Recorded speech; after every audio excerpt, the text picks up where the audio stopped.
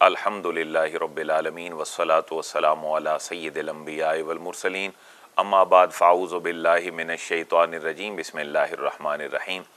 قابل صد احترام و احتشام اللہ تبارک و تعالیٰ کے فضل اور اس کی توفیق سے سورۃ الانعام کی آج ہماری 8ویں کلاس ہے اور سورۃ الانعام کا 8واں ہی رکوع ہے۔ یہ 10 آیات مبارکہ پر مشتمل ہے۔ آج کا ترجمہ، شان نزول اور تفسیری احکامات سے پہلے آج کی آیات مبارکہ کی تلاوت کا شرف حاصل کریں گے حافظ محمد شہریار۔ اعوذ باللہ من الشیطان الرجیم بسم اللہ الرحمن الرحیم وهو القاہر فوق عباده ويرسل عليكم حفظة حتى إذا جاء أحدكم الموت توفته رسلنا وهم لا يفرطون ثم ردوا إلى الله مولاهم الحق ألا له الحكم وهو أسرع الحاسبين قل من ينجيكم من ظلمات البر والبحر تضرعا وخفية لئن أنجانا من هذه لنكونن من الشاكرين قل الله ينجيكم منها ومن كل كرب ثم أنتم تشركون قل هو القادر على أن يبعث عليكم عذابا من فوقكم أو من تحت أرجلكم أو يلبسكم شيعا ويذيق بعضكم بأس بعض انظر كيف نصرف الآيات لعلهم يفقهون وكذب به قومك وهو الحق قل لست عليكم بوكيل لكل نبأ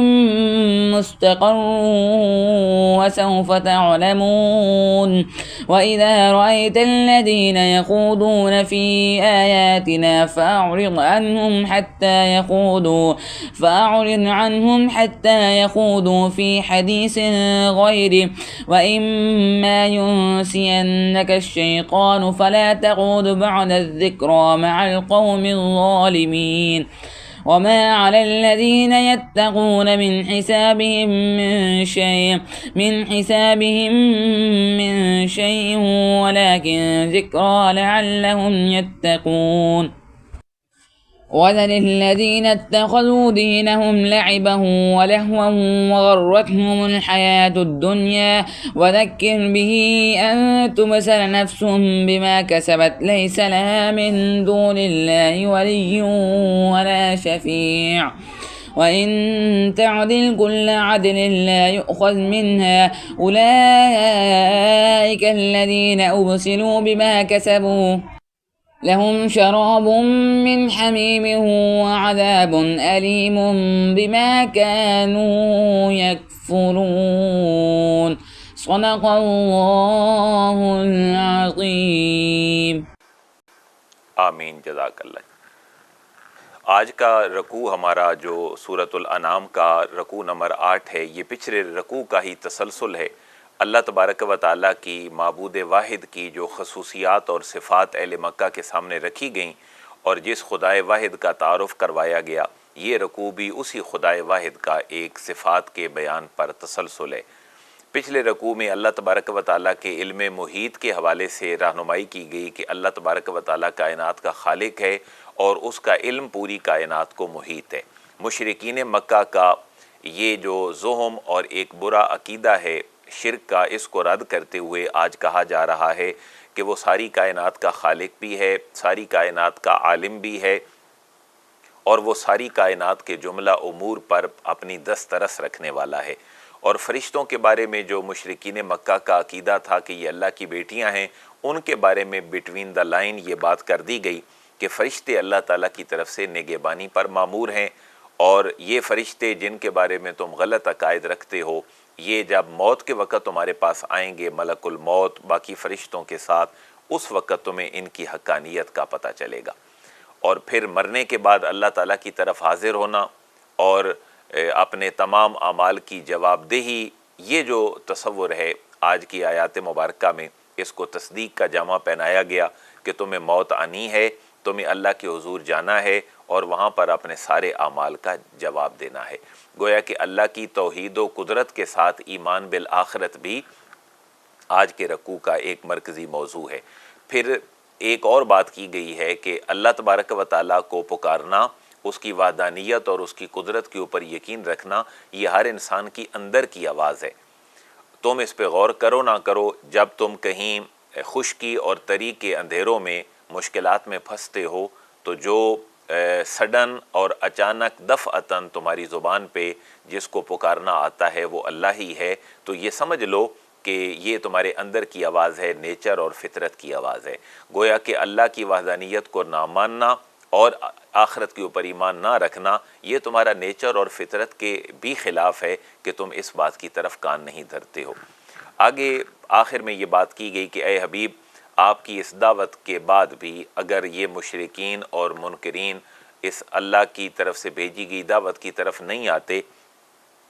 تو ان کے پاس جو بیٹھنا آپ کا اور آپ کے غلاموں کا، صحابہ اہل بیت کا اور مومنین کا قیامت تک ہے کہ جو لا یعنی قسم کی گفتگوؤں میں ملوث ہوتے ہیں، ان کے پاس بیٹھنے سے گریز کیا جائے۔ ساتھ ایک ایکسیپشنلی اور ایک استثنائی جو حالت ہے وہ بھی بیان کی گئی ہے کہ غیر مسلموں کی مجلس میں ایسے بیٹھنا کہ جہاں پر تبلیغ پہنچانا، اللہ کے احکامات کی تبلیغ کرنا مقصود ہو، تو وہ غیر مسلموں کا کوئی مجلس اور میلہ بھی ہو تو وہاں پر بیٹھنے میں بھی کوئی حرج نہیں ہے۔ یہ چند کلمات تھے اس سورت کے رکوع کے بارے میں جو آپ کی خدمت میں پیش کر دیے۔ ہم اس کا ترجمہ کریں گے تو انشاءاللہ مزید باتیں واضح ہو جائیں گی۔ ترجمے کے دوران اور اس سورت کو پڑھتے ہوئے یہ بات ذہن میں رکھی جائے کہ یہ سورت مکی ہے، اس کے مرکزی مضامین عقائد اسلام ہیں، شرک کا رد ہے، توحید کا اثبات ہے، اور عقیدہ رسالت کا اثبات ہے، اور عقیدہ ایمان بالآخرت کا اثبات ہے، اور ملائکہ کے اوپر جو ایمان اللہ اور اس کے رسول کی چاہت ہے اس کے مطابق رکھنا، یہ اس کے مرکزی موضوعات ہیں۔ اعوذ باللہ من الشیطان الرجیم، بسم اللہ الرحمن الرحیم۔ وَهُوَ الْقَاهِرُ فَوْقَ عِبَادِهِ، وہ اللہ جس کی دعوت آقا نامدار علیہ السلام نے پیش کی اہل مکہ کے سامنے، وہ اللہ وہ ہے القاہر جو غالب ہے، فوق عبادہ اپنے بندوں کے اوپر، وَيُرْسِلُ عَلَيْكُمْ حَفَظًا،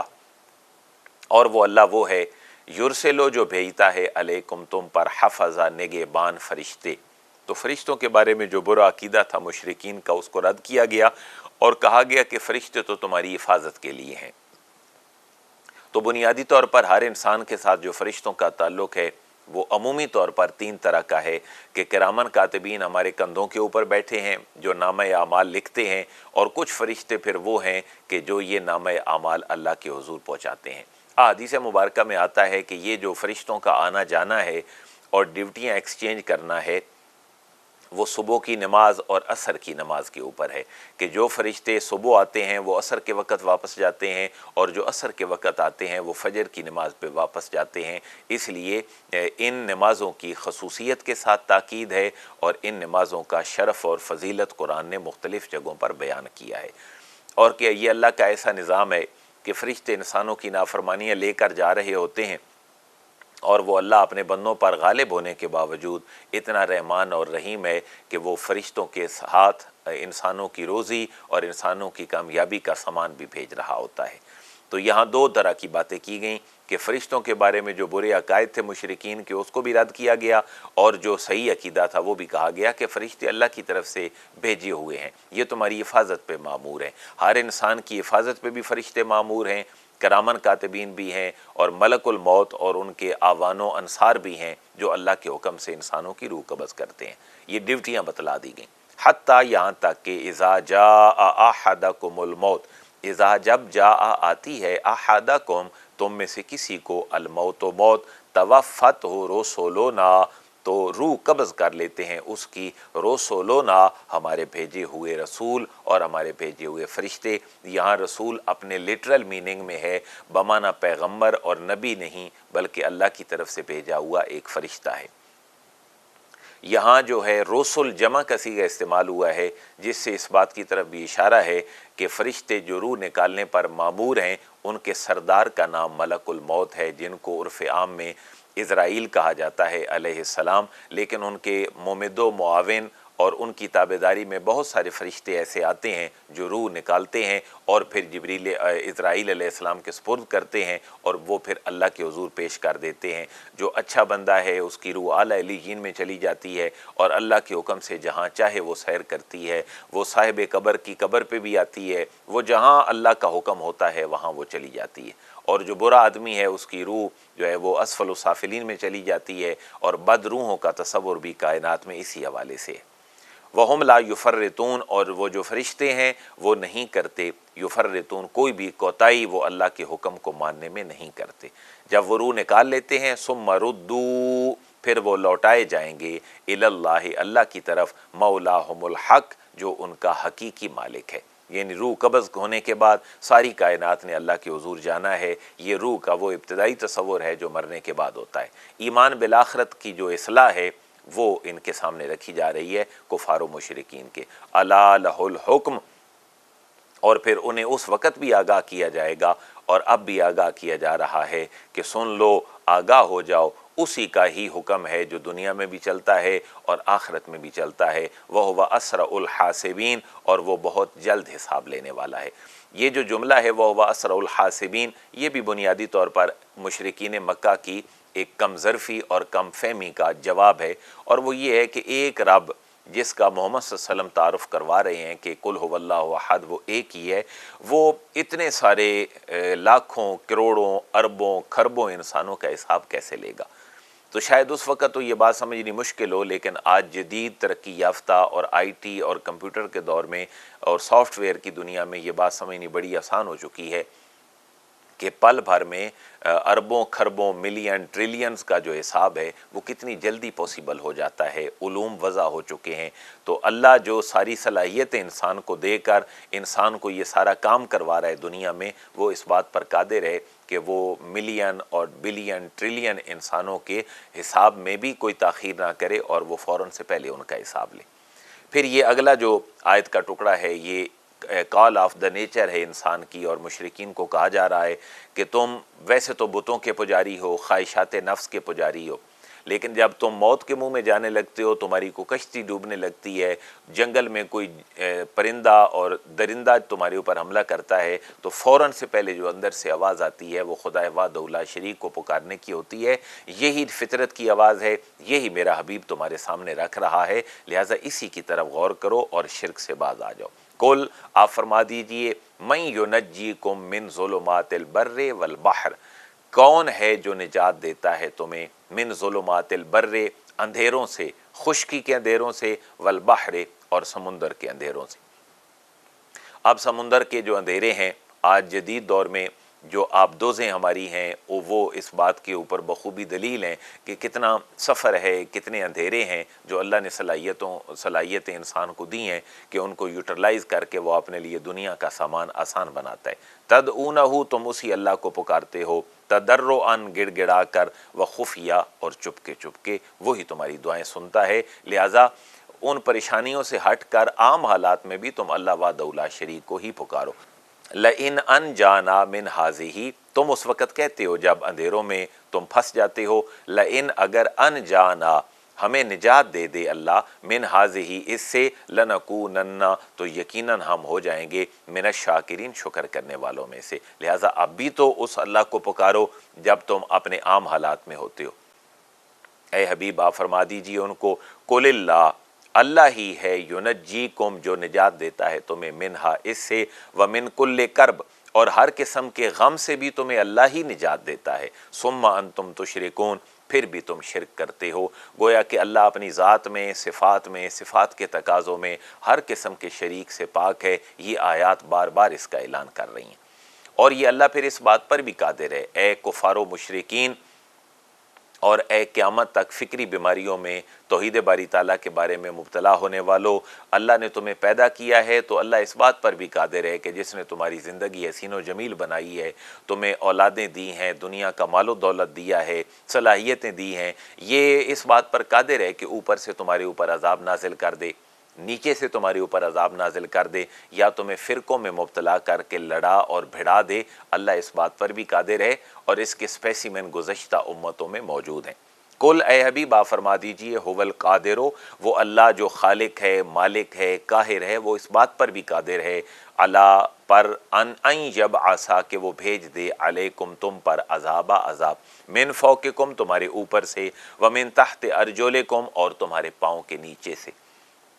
اس سے مراد کیا ہے؟ اوپر سے مراد ہے کہ آسمان کی بجلی گر پڑے، زوردار بارشیں ہوں، پتھروں کی بارشیں ہو جائیں، اور نیچے سے مراد یہ ہے کہ زمین اپنے خزانے اگلنا جو ہے وہ بند کر دے، جو انسان کے کام آتے ہیں، فصلیں اگانا بند کر دے، اناج اگانا بند کر دے، یا زمین دھس جائے۔ یہ ساری باتیں تاریخی حقائق کے طور پر قرآن مجید میں سابقہ نافرمان قوموں کے مزاج بتلاتے ہوئے کہی گئی ہیں۔ حضرت ابن عباس رضی اللہ تعالیٰ عنہ کی بہت پیاری حدیث مبارکہ ہے جو ہماری رہنمائی کرتی ہے۔ آپ فرماتے ہیں من فوقکم سے مراد یہ ہے کہ تمہارے برے اعمال کی وجہ سے تمہارے اوپر سروں پر ایسے حکمران اللہ منتخب کر دے گا جو تمہارے جان مال اور عزت کے محافظ نہیں بلکہ ڈاکو ہوں گے۔ ومن تحت ارجلکم کے تحت حضرت ابن عباس فرماتے ہیں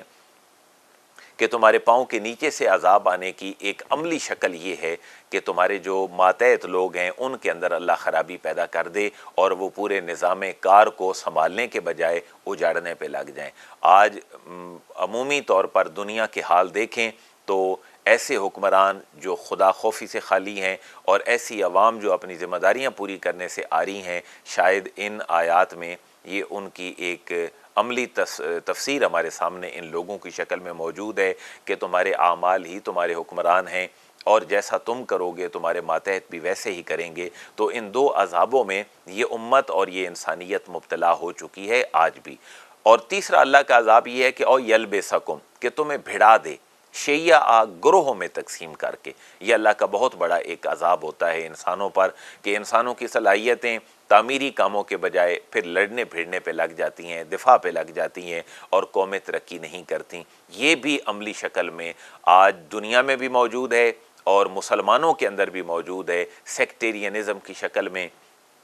اور مختلف دوسرے طریقوں سے کہ انسان آپس میں لڑ بھڑ رہے ہیں اور تعمیر کے بجائے تخریب کا جو فریضہ ہے وہ پورا ادا کر رہے ہیں۔ اور تیسری بات اسی آخری جملے کے نتیجے کے طور پر فرمائی کہ تمہیں گروہوں میں تقسیم کر کے وہ بھڑا دے، وَيُذِيقَ بَعْضَكُمْ بَأْسَ بَعْضٍ وَيُذِيقَ اور مزہ چکھائے بَعْضَكُمْ بَأْسَ بَعْضٍ تم میں سے ایک کو دوسرے کی طاقت کا اللہ تعالیٰ مزہ چکھا دے اور تم برے انجام سے دوچار ہو جاؤ۔ تو اس آیت کو پڑھ کر آج دنیا کے جو حالات ہیں ان کی حقیقی تصویر ہمارے سامنے آ جاتی ہے کہ سبب کیا ہیں۔ سبب ہم خود ہیں کہ اپنی ذمہ داریاں ادا نہیں کریں گے تو حکمران برے ہوں گے، عوام اپنا فریضہ ادا نہیں کرے گی، اور گروہوں میں تقسیم کر کے سیاسی، معاشی، معاشرتی طور پر، مذہبی طور پر تقسیم ہو کے انسان ڈی ٹریک ہو کے کسی اور طرف چل جائے گا۔ اللہ نے چیلنج کیا ان آیات کے بعد، انظر اے حضرت انسان ذرا غور تو کر۔ پہلا خطاب نبی پاک علیہ الصلوۃ والسلام کو ہے اور پھر آپ کے تصدق سے پوری امت تک، قیامت تک ہر فرد کو ہے۔ انظر آپ دیکھیے، ذرا غور کیجئے، کیفا کس طرح نصرف ہو ہم بیان کرتے ہیں الآیات، اپنے نشانیاں، اپنے احکامات اور اپنی آیات، لعلہم یفقہون تاکہ وہ سمجھیں۔ یہاں فقہ بمانا سمجھنے کے ہے۔ اور جب یہ قرآن آ گیا، نبی پاک علیہ الصلوۃ والسلام آ گئے اور عذاب کی یہ حقانیت بیان ہو گئی تو فرمایا وَكَذَّبَ اور جھٹلا دیا بہی اس کو قوموں کا، آپ کی قوم نے، وَهُوَ الْحَقُّ حالانکہ وہ حق ہے۔ یہاں جو بہی ضمیر ہے اور ہوا ضمیر ہے، ایک مرفوع ہے اور ایک جو ہے وہ حالت جری کے اندر ہے، اور ایک ضمیر منفصل ہے ہوا، اور جو ہی ہے یہ متصل ہے اور حالت جری کے اندر ہے۔ ان دونوں کے مرجع میں مفسرین نے لکھا اس سے مراد قرآن ہے، اس سے مراد رسول اللہ کی ذات ہے، اس سے مراد جو ہے وہ عذاب ہے جس کا پیچھے ذکر ہو رہا ہے کہ یہ اللہ کی طرف سے حق ہی ہے، لیکن وَكَذَّبَ بِهِ اس کو قوم نے پھر بھی جھٹلا دیا۔ کل تو اللہ فرما رہے اے حبیب آپ تسلی اور تشفی رکھیں،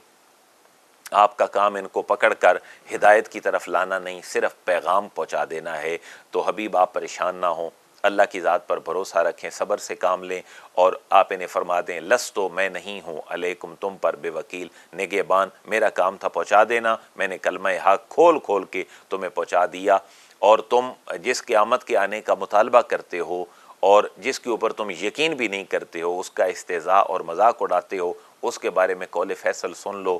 लिकुल्ल नबइन मुस्तकर, लाम का माना के लिए, कुल्ले हर, नबइन खबर, ब्रेकिंग न्यूज़, मुस्तकर एक वक्त मुकर्रर है, वसौफ तालमून तुम कहते हो इस्तेज़ा और मजाक करते हुए, ठट्ठा करते हुए कि ए मोहम्मद जिस अजाब से और क़यामत से डराते हो वो ले आओ, वेट करो, सौफ तालमून अनकरीब तुम जान लोगे।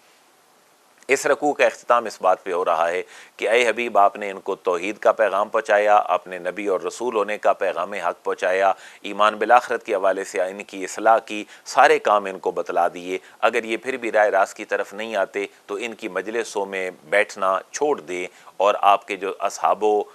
आवान हैं उनको भी इस बात से जो है वो पीछे कर लें कि इनकी मजलिसों में बैठना और इनकी बेतुकी बातों को सुनना इससे बेहतर है कि ये सलाहियतें वहाँ लगा ली जाएं जहाँ पर लोग इस बात की तरफ तवज्जो करते हों। ये आज भी हमारे लिए हुक्म में शलेरा है, वहाँ बिल्कुल ना बैठा जाए जहाँ गुमराही का खदशा हो। हाँ, इस्लाह की नीयत से अपने इल्म जिसके पास मजबूत है, आर्गूमेंट्स मजबूत हैं, वो दूसरे लोगों की मजालिस में जाकर बैठे, वहाँ दावत व तबलीग करे, कोई हरज नहीं। अंबियाए कराम को अल्लाह ने बातिल कौमों की तरफ ही भेजा, आक़ा नामदार अलैहिस्सलाम ने भी कोई लम्हा तबलीग इस्लाम के लिए बिल्कुल भी खाली नहीं छोड़ा। आपने हर मजलिस, हर मेला और हर सिटिंग नशिस्त और गेट टुगेदर को बहुत कीमती बनाया। तो इस आयत को जब पढ़ा जाए तो दो तरह की चीज़ें रखी जाएं कि उन लोगों की मजालिस में ना बैठा जाए, लेकिन एक एक्सेप्शनल जो है वो ऑर्डर भी है कि जो इस्लाह की नीयत से जाए, जो कुल्ली दस्तरस रखता हो अपने अकायद, अपनी इबादत और मामलात और आर्गूमेंट्स के ऊपर, वो ज़रूर उनके अंदर बैठे। व इज़ा रअयत अल्लज़ीना, वाओ का माना और, इज़ा जब रअयता आप देखें, अल्लज़ीना उन लोगों को, यखूदूना जो बहस करते हैं, यखूदूना का माना है जो लायानी बातों में या काम की बातें भी हों तो लायानी तरीके से उनके अंदर बहस में, एक बेतुकी बहस में पड़े रहते हैं, वो बातों का बतंगड़ बना लेते हैं। फ़ी आयातना, हमारी आयात के बारे में जो बहस करते हैं, फ़आरिद अन्हुम, आप उनसे मुंह फेर लीजिए, हत्ता यहाँ तक कि यखूदू, वो लग जाएं, वो बहस करने लग जाएं, वो बात करने लग जाएं, बिज़ी हो जाएं, फ़ी हदीसिन गैरिही, इस बात के अलावा किसी बात में लग जाएं तो फिर उनके पास बैठने में कोई हरज नहीं है। अब आप देखते हैं कि क्रिश्चियंस हैं, मुख्तलिफ़ मज़ाहिब के लोग हैं, उनके जो प्रोग्राम होते हैं उनके अंदर कोई आलिम दीन अगर इस्लाह की नीयत से इनवाइटेड हो और जाए, और क्रिश्चियन हैप्पी क्रिसमस अपनी मना रहे हों और वहाँ कुरान की आयात सूरह मरियम और हज़रत ईसा अलैहिस्सलाम का मकाम व मर्तबा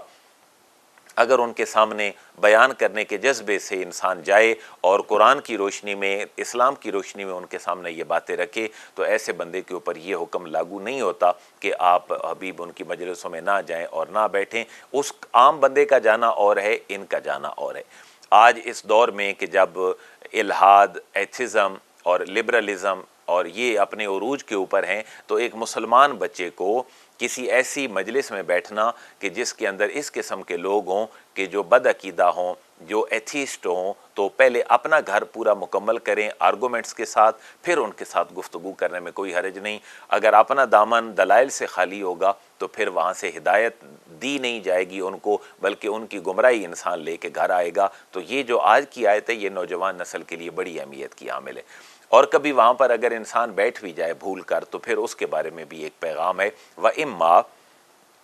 और अगर युन से यन्ना का भुला दे तुझे अशैतान व शैतान, तो फला तक उद, तो मत बैठ, बाद ज़िक्रा, इसके याद आने के बाद कि ये तो मजलिस ठीक नहीं थी, इंसान अपना दामन झाड़े और वहाँ से उठ जाए। माल कौम ज़ालिमीन, ज़ालिम लोगों के साथ और ज़ालिम कौम के साथ। अब कहा यह जा रहा है कि ये जो बुरे लोग हैं, इनका इस्लाम कबूल ना करना, ये हिदायत का पैगाम कबूल ना करना, इसकी कोई ज़िम्मेदारी मुबल्लिगीन के ऊपर नहीं है, क्योंकि मुबल्लिगीन का काम है पहुँचा देना। और सबसे पहले मुबल्लिग और दाई आज़म नबी पाक अलैहिस्सलाम हैं, सहाबे कराम हैं, अहले बैत अतार हैं, ताबीन, उलमा, फुक़हा, सूफिया, बुज़ुर्गान दीन हैं। तो इनका काम है हक़ की बात लोगों तक पहुँचा देना। वो कबूल ना करें तो उनका कोई खमियाजा और कोई जो बोझ है वो इनके ऊपर नहीं है, क्योंकि इन्होंने अपना फ़रीज़ा अदा कर दिया। वमा अलल्लज़ीना, और नहीं है कोई ज़िम्मेदारी उन पर, यत्तकून, जो तकवा इख्तियार करते हैं, परहेज़गारी इख्तियार करते हैं, मिन हिसाबिहिम, इन लोगों के हिसाब में से, من شیء کسی بھی چیز کی، ولیکن ذکرہ لیکن نصیحت کر دینا ذمہ داری ہے، لعلہم یتقون تاکہ وہ بھی پرہیزگار بن جائیں۔ تو بڑی کمال کی آیت مبارکہ ہے، بڑے دریچے کھول رہی ہے، بڑی ملٹیپل ڈائمینشن قسم کی انسان کی تربیت کر رہی ہے۔ اور آخری جو آیت ہے وہ یہی ہے، اسی کا ایک اور انداز ہے جو کہ منکرین کی مجلس میں نہ بیٹھا جائے، لیکن اپنا فریضہ تبلیغ پورا کرنے کے لیے بھرپور دلائل کے ساتھ جانا، اس میں کوئی حرج نہیں ہے۔ وزر یہ امر کا صیغہ ہے، اس کو ملا کے پڑھا گیا تو رے کے نیچے زیر آ گئی۔ وزر الذین اور چھوڑ دیں ان لوگوں کو اتخذوا جنہوں نے بنا لیا ہے دینہم اپنے دین کو لعبا کھیل ولہوا اور تماشا وغرتہم اور دھوکے میں ڈال رکھا ہے انہیں الحیات الدنیا دنیا کی زندگی نے۔ وذکر اور اے حبیب کریم آپ اور آپ کی سنت پہ عمل کرنے والے اصحاب اور آپ کی امت کے علماء نصیحت کرتے رہیں بہی اس قرآن کے ذریعے، ان تبصلا کہ اس کے ذریعے کہیں نصیحت کرتے رہیں تاکہ کوئی پکڑا نہ جائے، نفس کوئی بھی انسان بما کسبت اپنے اعمال کی وجہ سے۔ گویا نصیحت ہمیشہ قرآن کے ساتھ کی جانی چاہیے، اور قرآن کی سب سے پہلی نظریاتی، قولی اور عملی جو تفسیر ہے وہ اہل سنت کے نزدیک، اہل اسلام میں وہ نبی پاک علیہ الصلوۃ والسلام کی حدیث و سنت ہے، اور اس کے بعد اجماع امت ہے، انالوجی ہے، قیاس ہے، اور جو اکابرین امت کا اہل سنت کے علماء کا بزرگوں کا طریقہ ہے اس کے مطابق نصیحت کیجئے۔ لیکن نصیحت کا پہلا کانٹینٹ قرآن مجید ہونا چاہیے، کیونکہ یہ اللہ کا کلام ہے۔ یہ جناب عمر جیسا شخص جو گھر سے قتل کے ارادے سے نکلتا ہے وہ صرف اس کو سنتا ہے تو دل کی دنیا بدل جاتی ہے۔ آج مبلغ اپنے ممبر پہ بیٹھ کر جو قصے کہانیاں چھیڑ بیٹھا ہے، اس سے بہتر ہے کہ وہ قرآن کی آیات کے ساتھ نصیحت کرے، اس امید کے ساتھ کہ اللہ معاشرے کی اصلاح کر دے گا، انفرادی اور اجتماعی سطح پر معاشرہ اور ریاست کامیابی کی طرف چل پڑیں گے۔ تو یہ قرآن کو یہاں پر نصیحت کہا گیا اور اس کے ساتھ ہی نصیحت کرنے کا حکم دیا گیا، اور اگر پھر بھی کوئی بات نہیں مانتا تو فائننگز دے دی گئیں، لیس لہا من دون اللہ ولی ولا شفیع، جو اس کے بعد بھی ہدایت نہیں مانتا تو نہیں ہوگا اس کے لیے اللہ کے سوا کوئی کارساز ولا شفیع اور نہ ہی کوئی سفارش کرنے والا۔ یہ بات پہلے بار بار ہو چکی ہے کہ اللہ کے اذن سے ولایت اور اللہ کے اذن سے شفاعت جو ہے یہ اہل سنت کے عقائد اور ان کے نظریات میں شامل ہے۔ یہ ان لوگوں کے لیے کارسازی اور شفاعت کی نفی ہے کہ جو اللہ اور اس کے رسول کے منکر ہیں اور جو بتوں سے یہ عقیدہ لگائے بیٹھے ہیں کہ یہ قیامت والے دن ہمیں بچا لیں گے۔ وَإِن تَعْدِلْ اور قیامت کے دن بے بسی کا ایک عالم ابھی سے منکرین کے سامنے رکھا جا رہا ہے کہ اگر تم یہ سوچو کہ تمہارا مال و دولت کام آ جائے گا قیامت والے دن تو ایسا نہیں ہوگا۔ وَإِن تَعْدِلْ اور اگر وہ فدیہ دینا چاہے، کُلَّ عَدْلٍ ہر قسم کا فدیہ جو کچھ بھی اس کے پاس ہے وہ اگر اپنی بخشش کے لیے فدیہ سارے کا سارا دینا چاہے تو لا یؤخذ منہا تو بالکل بھی اس سے کبھی بھی قبول نہیں کیا جائے گا۔ اولئک الذین ابسلوا بما کسبوا یہی وہ لوگ ہیں جو پکڑے گئے ہیں اپنے اعمال کی وجہ سے کہ نظریہ غلط تھا، اس کے نتیجے میں عمل بھی جو ہے وہ غلط ثابت ہوا۔ لہم شراب من حمیم وعذاب علیم بما کانوا یکفرون، ان کا انجام بہت برا ہے، ان کو پینے کو کھولتا ہوا پانی ملے گا اور اس کے علاوہ دردناک عذاب بھی ہوں گے۔ لیکن یہ کھولتا ہوا پانی اور دردناک عذاب یہ اللہ کی طرف سے جو ہے وہ ان کے اوپر مسلط نہیں کیا جائے گا، بلکہ بما کانوا یکفرون یہ اس وجہ سے ہوگا کہ وہ دنیا میں اللہ اور اس کے رسول کی نافرمانی کیا کرتے تھے، یہ سبب تھا ان کی پکڑ کا جو قیامت والے دن وہ پکڑے جائیں گے۔ یہی موضوع مزید آگے چل رہا ہے، آگے اسپیسیمن کفار و مشرکین مکہ کے سامنے رکھا جا رہا ہے کہ دیکھو تم ابراہیمی کہلاتے ہو تو ذرا ابراہیم کی فکر بھی تو دیکھو۔ یہ اگلا رکوع اس سے بھی بڑا امپورٹنٹ ہے، اور آگے جو چیزیں چل رہی ہیں ان کے سامنے جن بزرگ شخصیات کو ابراہیم و اسماعیل کو وہ اون کرتے تھے ان کی نفی کی جا رہی ہے کہ ان کے عقیدے کچھ اور تھے، تمہارے عقیدے کچھ اور ہیں۔ انشاءاللہ باقی جو چیزیں ہیں وہ اگلے رکوع کے اندر بیان ہوں گی۔ وما علیہ الا البلاغ۔ الحمدللہ رب العالمین والصلاة والسلام علی سید الانبیاء والمرسلین ربنا آتنا فی الدنیا حسنہ وفی الآخرۃ حسنہ وقنا عذاب النار، وصلی اللہ تعالی علی رسولہ خیر خلقہ محمد وآلہ وصحبہ اجمعین۔